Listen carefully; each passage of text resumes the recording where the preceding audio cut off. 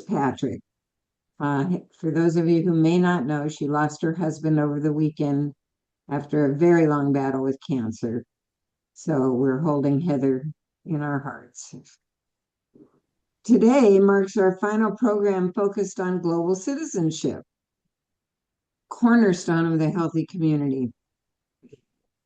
It's fitting that we close this theme by hearing from fellow Rotarian, past president, and retired U.S. Navy Rear Admiral Bill Center in conversation with past President Mark Wright on what it really means to be a global citizen. I first met Bill Center when he was invited to speak at Leadership Tomorrow, where he had been tapped to be our, what I call Big L speaker for the day. We always had at least one Big L at every class. I will admit that I was not particularly sold on the idea. I didn't know him, and I had my own assumptions and prejudices about featuring a retired military leader as the face of Big L leadership. Boy, was I wrong. To say he blew me away would be an understatement. I expected him to talk about military service.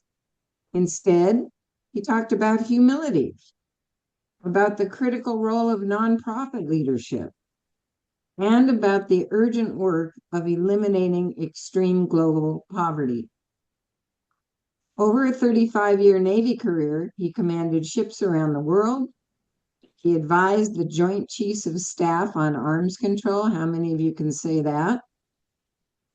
He served as Deputy Director for International Negotiations under Generals Colin Powell and John Shalikashvili. And in retirement, he's continued to lead and serve, including as a lecturer and senior advisor at the University of Washington Evans School. Bill believes that understanding other people and cultures is not optional. It is essential to being a global citizen. At Bill's request, today's program will take the form of a conversation moderated by past President Mark Wright. Mark is a communications consultant, podcast host, and veteran journalist. He's a 4-time Emmy Award winner and a member of the Edward R. Murrow College of Communication Hall of Achievement. And for us, he's something even better. He is a skilled facilitator of meaningful conversations and a valued past president of our club. Please join me in welcoming Bill Center and Mark Wright. Take it away. Thank you, President Jan. This is not a very tough assignment for me this afternoon because Bill Center is a friend and one of my favorite people in the world. And I have to share with you, a couple of years ago, he and I went to pub choir, which is where you come together at a venue and learn how to sing 3-part harmony with 800 of your closest friends who are strangers. But Bill is a musician. He's a friend. And as Jan mentioned, he really is a leader that I've always looked up to and learned from. This is going to be a really interesting conversation today because I think at this point in our nation's history, a lot of us are struggling to know what to do about the future and how we can engage in our society in a way that perhaps will move the needle. Jan, you did a great job of talking about Bill's past experience that qualify him for this conversation. Bill, I want to start with the definition of a global citizen. You consider yourself to be a global citizen. So let's begin with that. What is it to you, and why is it so important at this point in time? Thanks, Mark, and thank you, Jan. That was a very, very kind introduction. And I just want to underscore this is a topic I could talk about all day. And I only wrote down a very short notes to answer this first question to make sure I didn't leave anything out. So the quality of this whole presentation is going to hinge on the questions you ask. And Mark and I plan to end our dialogue fairly early in the process so that you all can ask questions. So anytime, please just stick those questions up in the chat box. So, in answer to your question, Mark, a global citizen recognizes that they're part of a world community, transcending national, cultural, or geographic boundaries. And I'm going to insert here today that whole term of globalization, global citizen, globalist.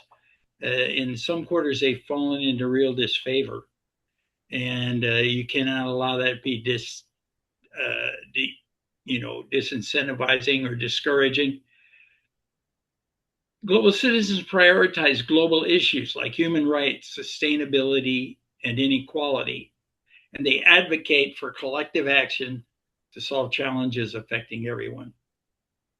They're characterized, I think, primarily by four things. Number one, a global perspective.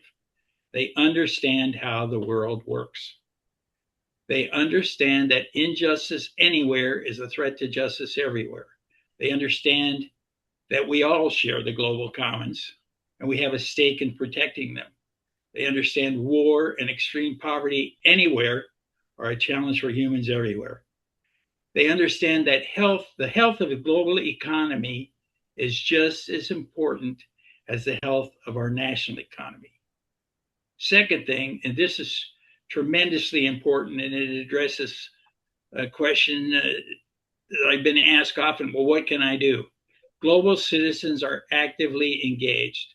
They participate in global and local community issues, fighting to uphold human rights and protect the environment, for example.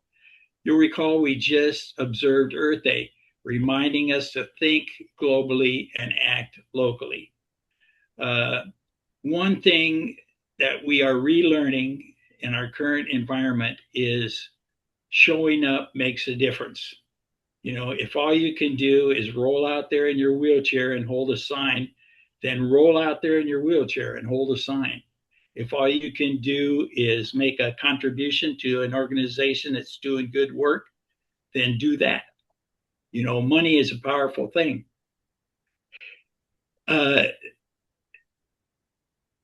Number three, they demonstrate cultural respect. They treat everyone with respect and dignity.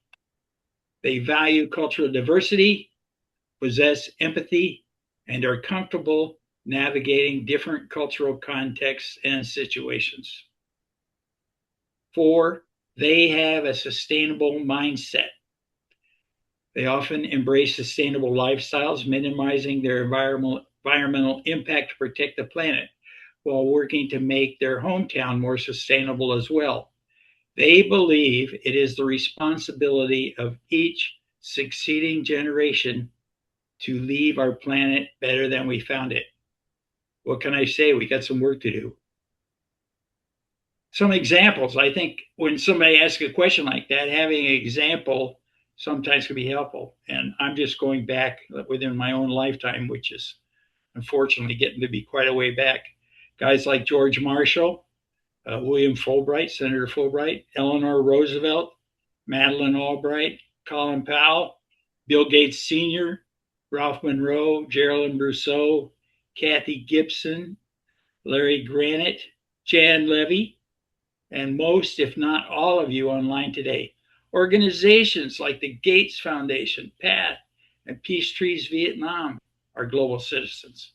And most importantly to us, so is Rotary. Rotary is a prime example of what it means to be a global citizen. I almost feel embarrassed to be talking to a group of Rotarians about what it means to be a global citizen when they're living it daily. You know, two other quick qualifiers. It does not mean that you cannot be patriotic toward your own country. And, you know, it's no different. You live in a town, you live in a county, you live in a state, and you live in a country. And you don't go, well, I'm sorry, I can't be loyal to the United States of America because I'm loyal to Bothell. And, you know, we can, loyalty to this, in this case, could be hierarchical and appropriate. It does not mean that you have a legal world passport. It's not about a document. It's about your own worldview, and you can modify it and improve it along the way. I hope that answers your question. It did. Bill, you moved to Los Angeles from Ohio when you were 10 years old. You decided to join the Navy as a teenager. We'll get to your connection about the oceans and environment in just a little bit, but first I'd like to ask, once you were in the Navy, was there a moment when you had a profound experience in another culture for the first time? Oh, Was there a Toto, we're not in Kansas moment anymore moment? yeah. Well, it was, back then I joined the Navy in 1964, no, 63, one of those years, and right out of high school.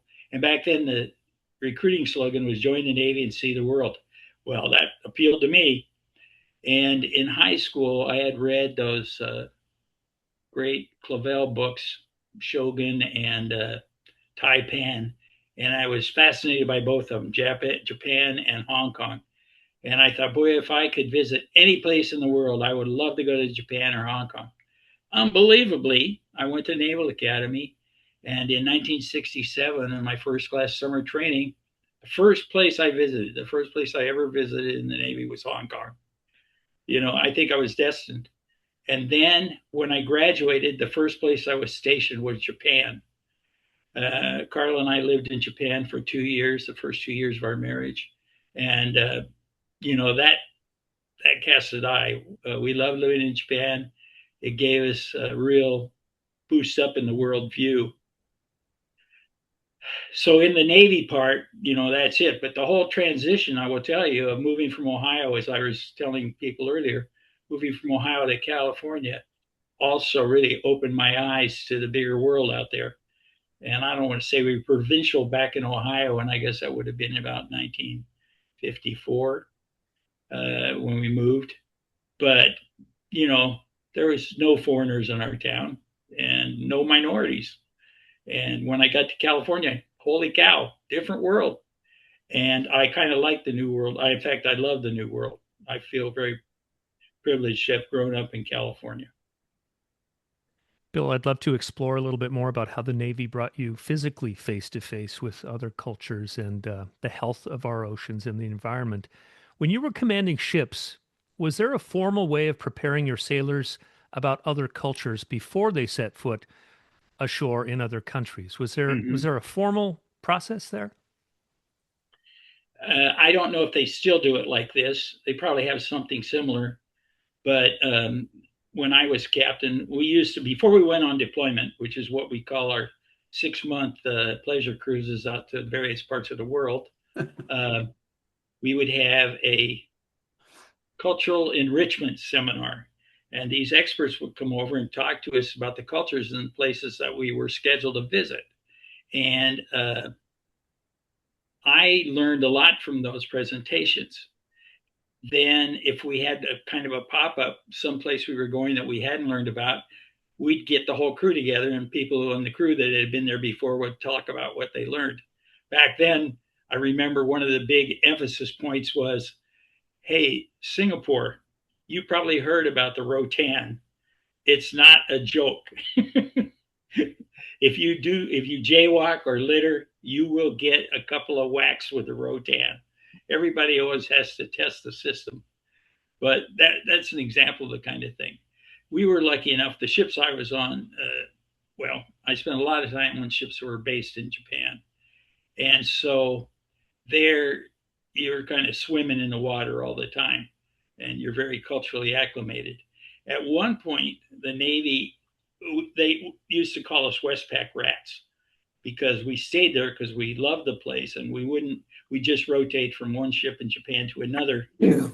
And the head Navy people, the personnel people, didn't like that. They thought that was, causing some sort of insular problem, and they tried to break it up. And the performance of the ships just went down dramatically. So that lasted about 6 months, and then we went back to the other system. And it's still pretty much like the others. The people that are stationed in Japan, if they can stay there, I would say 80% of them stay there for another tour or two. Bill, just a brief comment on the huge plastic garbage dump in the Pacific. Did you ever see that in person? I never saw the big one, but in my time in the Navy, I spent more than 10 years day for day. I mean, if you add up every day that I was actually out on the ocean, it's more than 10 years. Uh, and it started in 1967. And the last time I was at sea was 1998. And in that time, the quality of the ocean environment deteriorated visibly, dramatically, horribly. And you can't, if you've never been out in the middle of the ocean, you cannot imagine how big it is. And to imagine that we had managed to damage the ocean so severely in such a short time. I mean, when I started, you used to be able to look down in the ocean and see fish swimming 100 feet below, and by the time I retired, there was very few places where you could do that. And you could measure the pollution in so many different ways. And a lot of the ports in the less developed countries we visited were very badly polluted. It was very dispiriting. Bill, when we talked the other day, one of my questions to you was, where do we start? Where do we start if we want to become a better global citizen? And your answer kind of surprised me. One of your answers to that very complicated question was, if you can, go to China. Tell us why. Well, I think China is just a great example. I would say China and India, but China right now is really more important. I like to ask my students all the time, what's the largest country in the world by population? And of course, they would say China, and China was correct. I hope all of you know that sometime in the last few months, India bypassed China in terms of population and will continue to be the largest country in the world. China's population is actually not declining, but it's not growing at any sort of high rate anymore. But India's population continues to grow. What was that question again? Go to China. Go to China. The reason I suggest going to China, for me, and you ask about aha moments, this was one of those aha moments. The first time I went to China, because I thought I'd studied a lot and I had a pretty good idea what was going on, and I talked to the people at the State Department, and I was going over there on a diplomatic mission, so I was well armed with my talking points. And when I got there, China was nothing like I thought it was. It was so different, I can hardly put it into words.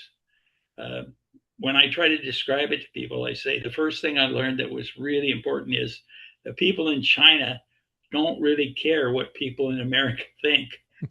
And, that was hard for Americans. It's hard for us because we thought we were the center of the world, and they just and the other one is, when they go to school, they study 5,000 years of history.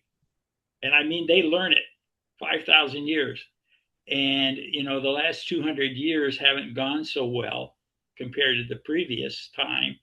And they think that's just a minor aberration and they'll be back on track shortly.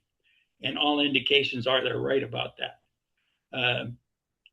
The pace of getting things done. I went there the first time in, I want to get this right, probably 1992, shortly after the Gulf War. And I was traveling to Moscow and Beijing on a fairly regular basis. And there's a tendency to think, Russia is a communist country and China is a communist country. That's no longer really true in Russia. Russia is a straight up oligarchy, and China is still a communist country. And so you would think you'd feel like you're in a communist country. You don't. You feel like you're in the most capitalist country in the world when you're in China. But every time I drive from Sheremetyevo Airport into downtown Moscow, I'd see these building projects along the road with workers on them. And in, between 6 months of visits, there wouldn't even be like one more story on the building they were working on. The first time I was in China, I opened the curtain in my hotel room before my mandatory post-long flight nap. and there was a hotel or a tall building, let's call it, being built across the street.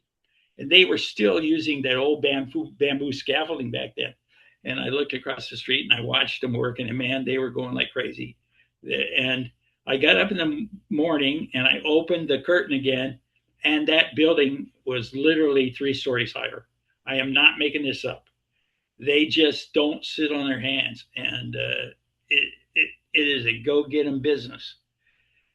I could go on and talk, but the thing is, when you go someplace like that, it's really hard to come away with the idea that you know what's going on in the world. I use this one other example. Okay. Anybody know what the largest largest city in the world is? Some of you know the largest city is Tokyo. Tokyo has a population of 40 million, approximately. It's not really growing. Anybody know what the largest city in China is? Okay, it is, I never pronounce it exactly correctly, Qingdao, and it is spelled Chingqing. And 100 years ago, it was a fishing village on the Yangtze. Today, it has a population of 32 million people, and it is growing rapidly. They just opened a new train station that is more than 5 times larger than Central Station in New York, and handles just an astounding number of passengers every hour. And people are moving in there because the quality of life there is very high. I encourage you to go at YouTube and look. There's many excellent videos about this city, but here's a city in southwest China that most Americans don't even know about. The other thing about China and India, again, how we project our own view on things. China is not very diverse.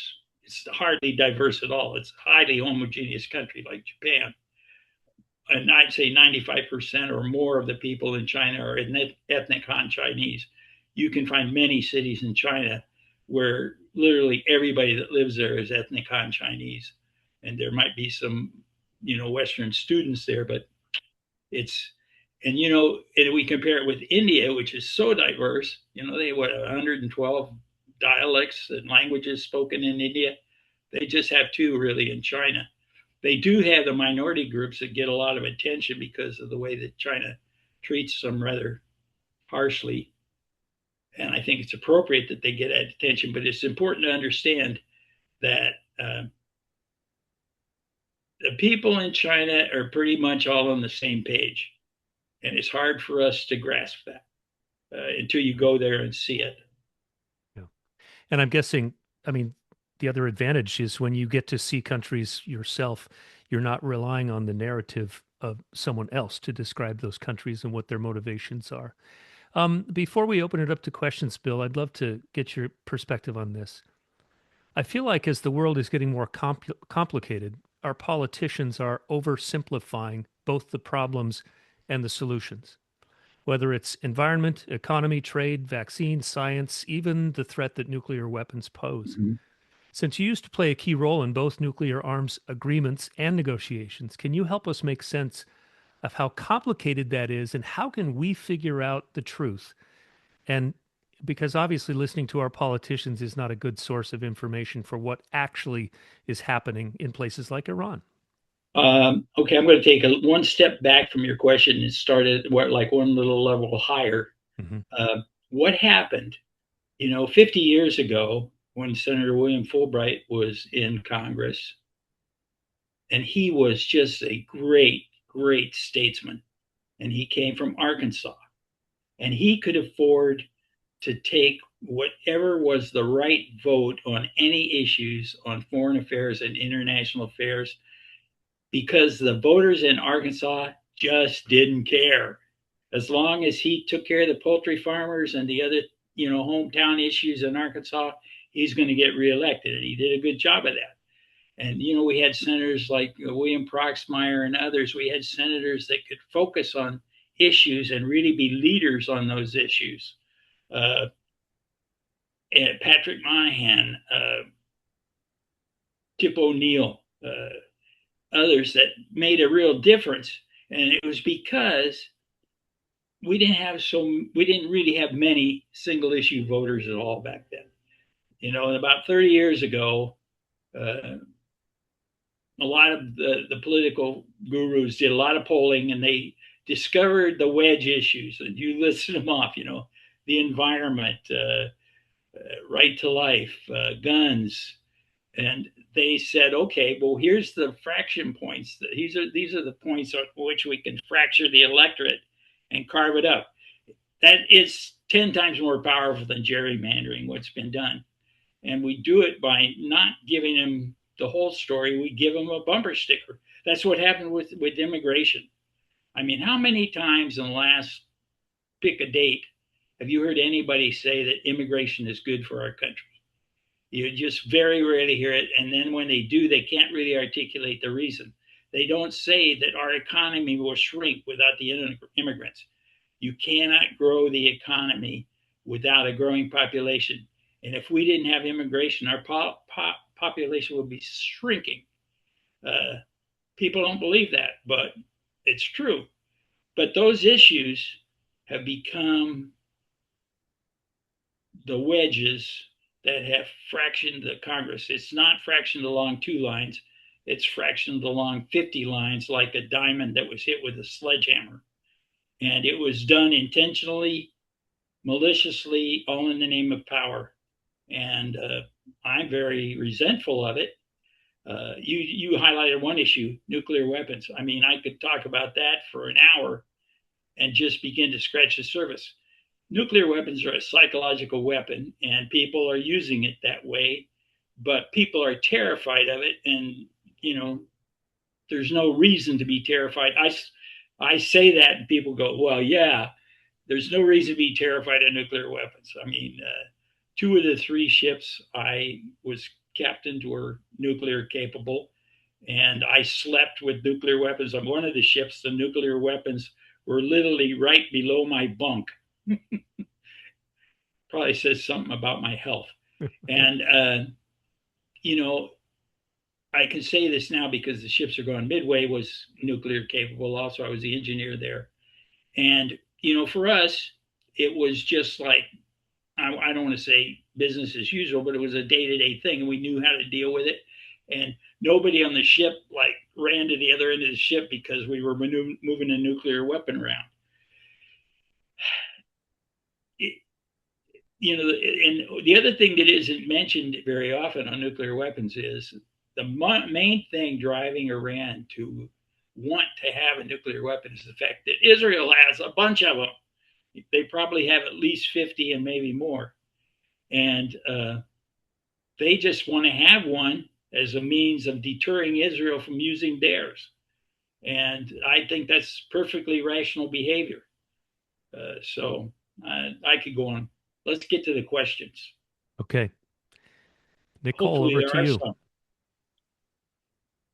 Hello. Thank you, Bill. You have a lot in the chat, and this worked last time, so you don't have to hear my voice. So I'm going to call on people, and they can unmute since we're a friendly group here. So I'm going to start with Dorothy and then go to David Bobanek. So your friend Dorothy, you want to go first?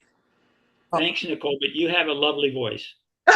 I have yard work going on too, so you might be hearing something. So thank you. Okay. Bill, I suspect that you've been talking with fellow retired military leaders. And if so, about the current administration's approach to the military, approach to national defense, and is there a consensus? I think it's important for people to remember, and this is a good thing, that the military is drawn from the citizenship at large. And because we don't have a draft anymore, it tends to skew a little bit more toward the lower income brackets in some cases. So it reflects the country as a whole. But, we had a saying in the military, which I'm sure is as true now as ever, that there's 4 things we never talk about: sex, politics, and religion, and how to raise other people's children. And I'm sure that's still true. But the retired officers have become very vocal. There are many things that are happening that they're extremely upset about. Uh, and you can find those who support what's happening, but it's troubling to the people that I communicate with regularly. Two people that I recommend if you're going to listen to retired officers. Number one is Admiral Jim Stavridis. Jim is a very good friend and one of the best and smartest people I know. And he was the dean of the Fletcher School at Tufts University, the School of Political Governance, and like their version of the Evans School. I think they would say the Evans School is our version of Fletcher, but that's probably right. And he was a former NATO commander, and boy, he knows this better than anybody, and he articulates it better than anybody I've seen on TV. Number two is our good friend Barry McCaffrey, who lives here in Seattle and has spoken to our club a number of times. He is clear, he is straightforward, and he never pulls his punches. So those are the two guys I would recommend you listening to. So you didn't really answer the question about whether there's a consensus in of message. You indicate that there's just among the like-minded people that we have an organization called National Security Leaders for America. I think that's the name of it. I think it's NSL4A. And it's made up mostly of retired admirals and generals and retired Foreign Service officers. And we have a strong consensus, and we write letters, publish op-eds. We even have radio and TV commercials. We've supported specific candidates. So it is a political activist organization. We don't do a lot of fundraising. They just occasionally say, hey, we could use a little money, send us a check. And, then nobody gets dinged or anything. I like that kind of informal organization. I think it works well. And I don't see much of that activity on the other side. Is there anything that has come up in these conversations that would suggest an alternative path, or how like about? Well, let's face it. I'm going to be blunt. Yeah. The real focus is we've got to find a way to survive the next two and a half years, because so much damage has been done. It will take us a full generation to rebuild our diplomatic corps, maybe 2 generations to rebuild our diplomatic corps. The destruction of USAID was one of the most unconscionable things I've ever seen, based on nothing. And I could go down the list. It's terrible, and the damage has been horrific, and the damage to our standing in the world. I mean, you heard the German chancellor the other day say that Iran had won the war, and he wasn't joking. He just got up in front of the TV and said, it's very clear at this point that Iran has won the war. And he is absolutely freaking right. And you would never have heard that, Yeah. So we got a lot of work to do. And one last thing on this point about the firing of a lot of military leaders, some because they're the wrong color, the wrong gender, and perhaps others who just are not aligned with the Secretary of Defense. How is that addressed without I mean, are we at risk of the military leadership shifting to something that is completely unrecognizable and dangerous? I don't think we're that far down, but let me just answer the question real quick because we're running out of time. A lot of people have asked me, well, how come nobody's resigned because they got an illegal order? And that's a fair question. And a lot of these aren't so cut and dry as they might seem. And the second thing is exactly what you point out. If one of these senior officers who's still there and disagrees resigns, they know the person that's going to take their place will not be one who disagrees. And that's already been demonstrated. I mean, they've reached They say, "Oh, fine, go ahead and resign. We got it. Your replacement has already been selected." And that will not be healthy. That would lead down the path you were talking about. So we only have like two or 3 minutes left. Who's next? Sorry, Nicole, you're on mute. Oh, Nicole's frozen. Hey, Nicole, I think you said my name, so I'm just going to go. Does that work? Hi, David. What's up? Hiya, Bill. So earlier in the conversation, you were talking about global leadership and your insights on global leadership. And I posed the question, do you have any insights or comments about our somewhat natural tendency to presume that if a solution or program model worked in one community, it will be universally successful? And it feels like that's the Achilles heel for many well-intentioned and well-financed initiatives. If you could just maybe talk a little bit about that, given the time we have. I agree. And I'm going to start again from one step higher. One of the things that really locked me in as a globalist was when I understood that we could actually do something about global poverty. I think one of the biggest barriers to dealing with extreme global poverty is people think it's an unsolvable problem.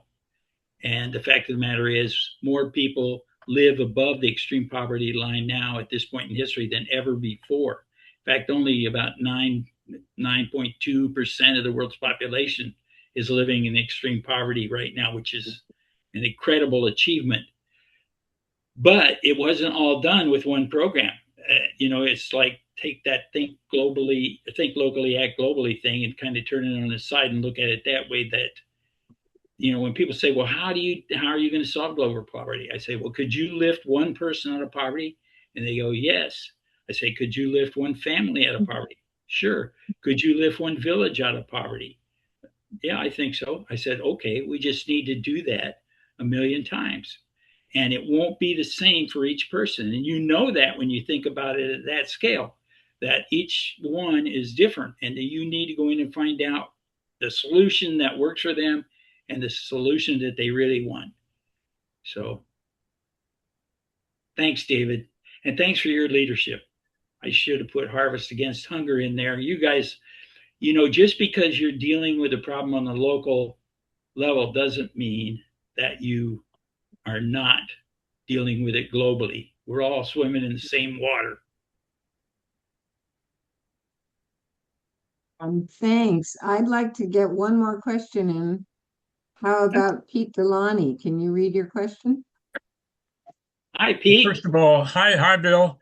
Hey, thank you for your posts on Facebook and for this, seriously, for this discussion. My question simply is, if the Democrats actually win the House and or the Senate in November, do you think that can put the brakes on the cruelty and recklessness of what's going on in the other Washington? It'll certainly be a speed bump. But we shouldn't be too overly optimistic about what's possible. And we shouldn't pillory the new guys because they're not getting it done.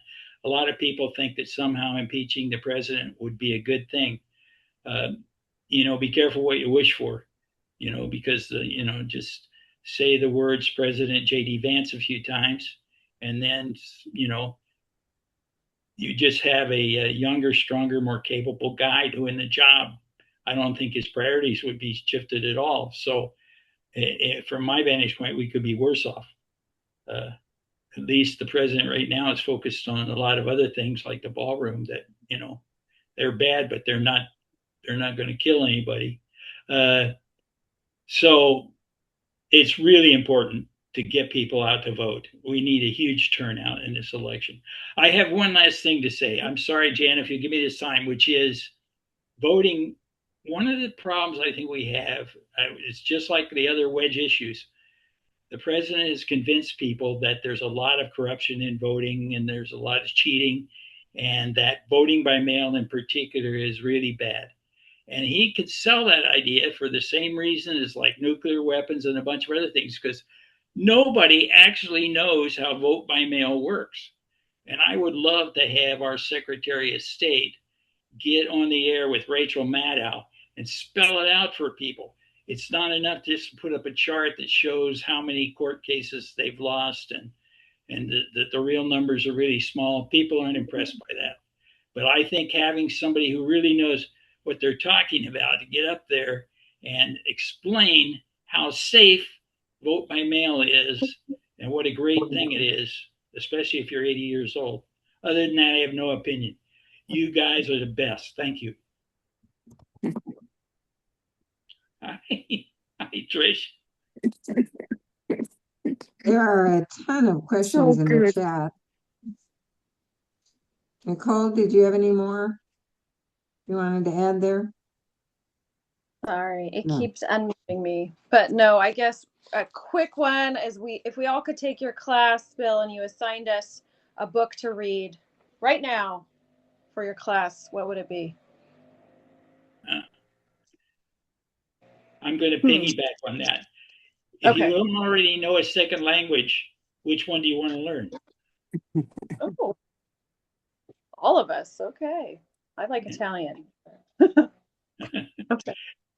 Good point. It really I got doesn't matter which one you want to learn. It's just important to learn one. If you get 10 people in a room and all 10 of them speak a second language, that's a powerful gathering. They can address a lot of issues. well said. Thank you. Well said. Thank you, Bill. And thank you, Mark.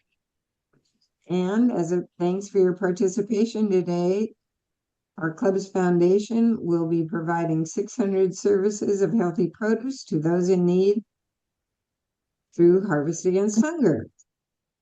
And that will be done in your name, both of you. Thanks again to those of you who donated. You can still donate. The year end is not here yet.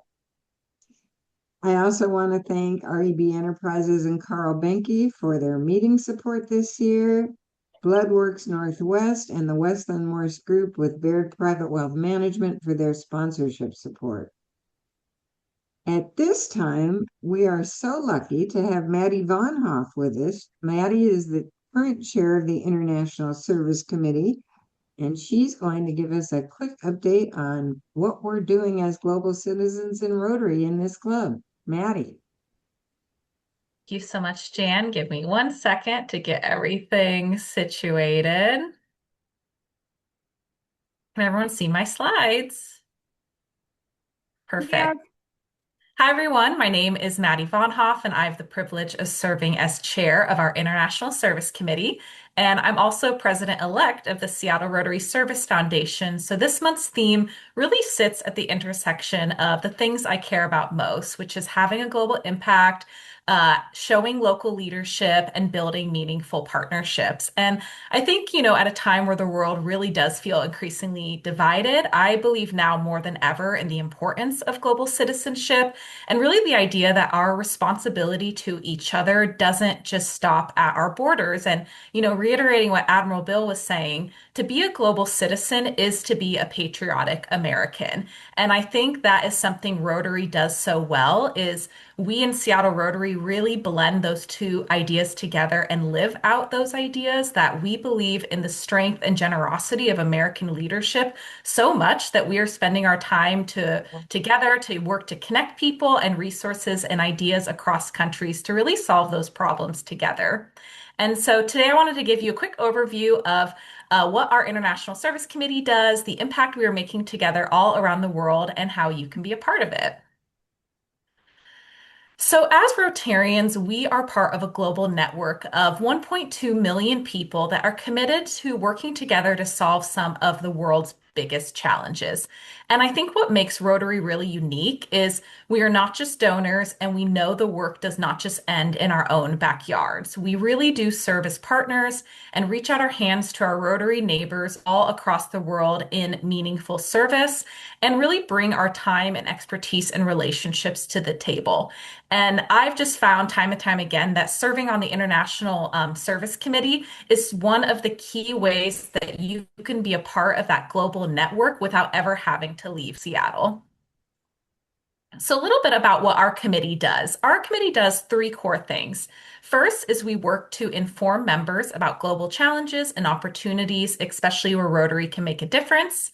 Second, we help enable action by connecting members to grant-funded projects through our Seattle Rotary Service Foundation and the generosity of you all in donating every year. And third, we connect our club to Rotary partners around the world. So if you are, especially if you are a newer member, and if you haven't felt connected to Rotary worldwide yet, I really encourage you to attend one of our meetings where we hear presentations from Rotary clubs all around the world. And, as a first-time Rotarian, this is my third year, I think. This was a huge part of my initial first months of being in Rotary was actually meeting our Rotary partners all around the world, which was so cool and so honored, to see all the projects that people are bringing to us and the hopes for our support from Seattle. And I want to really, say, importantly, these are Rotarian-led and locally informed projects. This is not top-down aid. This is partnership-driven, community-rooted impact.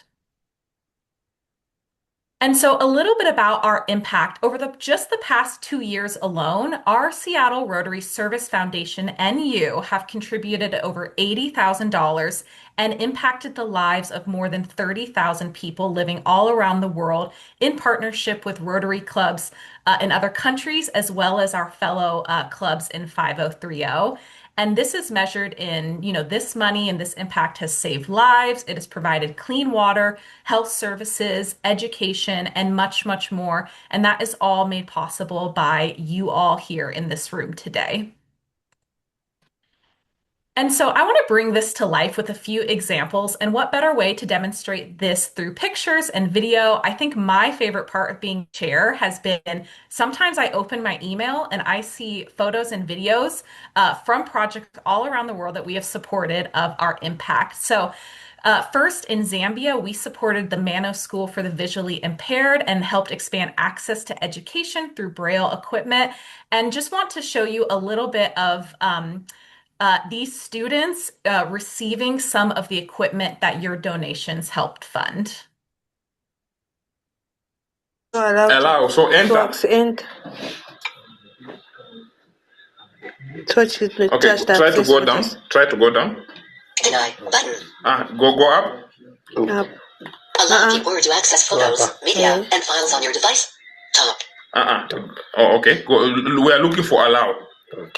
No, stay around. Go down. You when you. Deny button. Allow button. Yeah, it's allow. Enter. Keyword. Create. Okay, so we are creating a document. So we enter. Edit box. End of document. Okay, so you can type here. Yes. So meaning if there's not even even to use the screen, can even use the braille here. Yes. That's why it's even closed. Yes. You know. So, you can type. Type now. Namkwata ma dots number yako. A.A. Chero kweva. You got it good. Fire on the machine. .6. A.2. A.3. So number While we are, hold on. So remember, we said so in braille number. for our colleagues, because this is in braille mode. It's in braille mode. Explore by touch unavailable. Explore by touch unavailable. I love that video because you can really hear the joy of people receiving, a gift like this from Seattle 4 and being able to use something like this for the first time. Last year in Guatemala, we also funded 24 fuel-efficient cook stoves, which help reduce indoor air pollution and improve health outcomes, especially for women and children. I love these photos. I think the smiles say it all of these families receiving their own fuel-efficient cook stoves and being able to serve their families while still supporting their health. And then finally in Cameroon, an update. This was a project from a year and a half ago, but there was a little bit of delay due to some of the local politics. But in Cameroon, we helped deliver clean water to communities facing displacement and having an urgent need. I believe, well, this is Cynthia's project, but I believe the mayor even showed up to have a first drink from the well. And as you can see, Seattle 4 was not only mentioned in the local newspaper, but also in this banner over their town as well, advertising the potable water supply. So really amazing to see our impact in action. You know, these are not abstract ideas. These are real projects led by local partners, advocated for by your fellow Seattle members, and supported by Rotarians just like you. And so these are just a few examples of our work. Our work over the years has spanned a wide range of areas, from education to entrepreneurship, water, healthcare, malaria prevention, and cultural exchange. And it really reflects both the expansive global need as well as the diversity of experience in this room and what you all care about. And as I said, you know, just the great need we have seen abroad, you know, especially as we've talked about, as the U.S. pulls back from our global leadership commitments, we're going to want to see Rotary step up more than ever. Oops. And so for talking about this year alone, we received applications from over 14 countries. And for this grant cycle, we actually saw a record 23 applications requesting nearly $200,000 in support in order to help reach over 375,000 people. And this demand really tells us something important. You know, our leadership is needed more than ever. So I look forward to seeing the projects that we fund this year. A little bit about how our grant process works. We actually just wrapped up our review for this year and are putting together our recommendations. So we receive projects from NGOs, Rotary clubs all around the world that are supported by a Seattle 4 Rotary advocate. Once approved, our applicants present directly to our committee. And as I said before, this is such a magical part of being a Rotarian, is hearing from some of these projects. Then our grant review team, and this is made up of newbies and folks who have been doing this for 20 years, you know, meet together to review and evaluate each proposal. We come together and make recommendations as a group and send those off to the Seattle Rotary Service Foundation, who makes the final funding decision. So we're really looking forward to seeing that at the end of May and June. And then from there, as I showed, we stay engaged with these projects through updates. Our fellow members go on site visits. We receive final reports, video, and email showcasing all of that great work. So it's really a hands-on, relationship-driven process. And if this sounds cool for you, there is always room to get involved. You know, we meet typically on the third Friday at 10 a.m. on Zoom, though could be changing in the future. We meet 9 times a year, and we are always looking for more members to get involved, including a future chair. So this May will be my last meeting chairing the International Service Committee, and I really want to thank you all for the opportunity. I am so lucky to have found this committee right away as I joined Rotary, to have the mentorship I did from some really amazing people. And so if you're interested in global issues, or think you might be, if you want to engage more deeply with Rotary, or you just want to learn, this is such a great place to plug in. And there truly is a role for everyone, whether that's reviewing grants or serving as an advocate or just showing up and learning more about that work we do.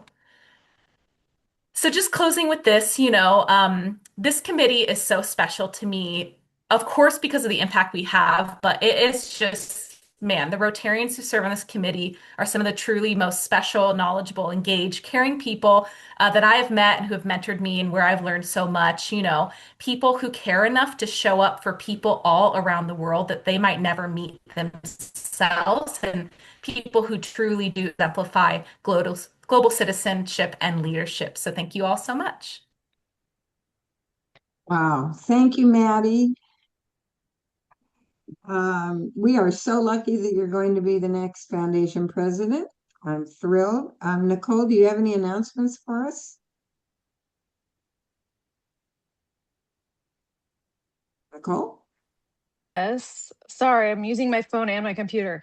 So we are to May, which is the environment. And Wednesday, May 6th, our lunch meeting will be back at the WAC for Hip Hop is Green. and that'll be with founder Keith Tucker. And we'll also have some UW business students there, so please welcome them.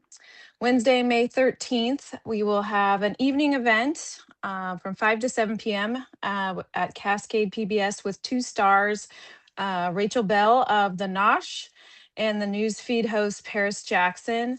And it will be with District 5030 Club. So it'll be a fun meeting, and there's no Rotary meeting that day. So do come in the evening, 5 to 7.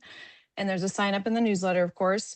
The next week, we have 3 opportunities for Rotary. So the 19th on Tuesday, we have the annual UW Business Mentors Program from 4 to 6 on campus. So do sign up for that. Bring a guest if you want. I'm going to bring my fiance now because he's a business alum.